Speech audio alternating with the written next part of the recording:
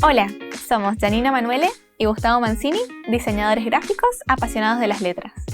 Juntos formamos el estudio Manuele Mancini, especializados en caligrafía, lettering e ilustración aplicados al branding y packaging. Hemos trabajado con clientes de todo el mundo en una amplia variedad de proyectos como marcas, identidades, tapas de libro, murales y nuestros favoritos, proyectos de packaging. Algunos de nuestros trabajos han sido publicados en The Logos 8, Scripted y Favorite Design.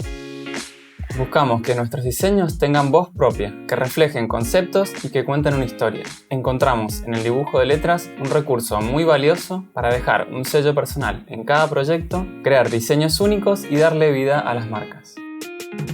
A través de las formas de las letras podemos transmitir sensaciones, ritmos, transportarnos a distintas épocas y lo mejor de todo, comunicar conceptos.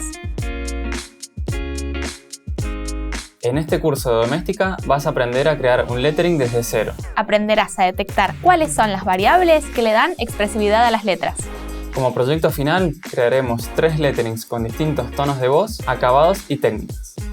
Comenzaremos entendiendo la diferencia entre caligrafía, lettering y tipografía y estudiaremos los principios de inclinación, proporción y modulación para realizar un buen lettering. Analizaremos distintos trabajos para entrenar el ojo. Simularemos un encargo real de lettering. Crearemos moodboards para cada una de ellas. Dibujaremos la caja contenedora y las líneas guías y la estructura de las palabras para poder diferenciarlos desde la raíz. Luego vestiremos nuestras letras y le daremos personalidad a través de la modulación.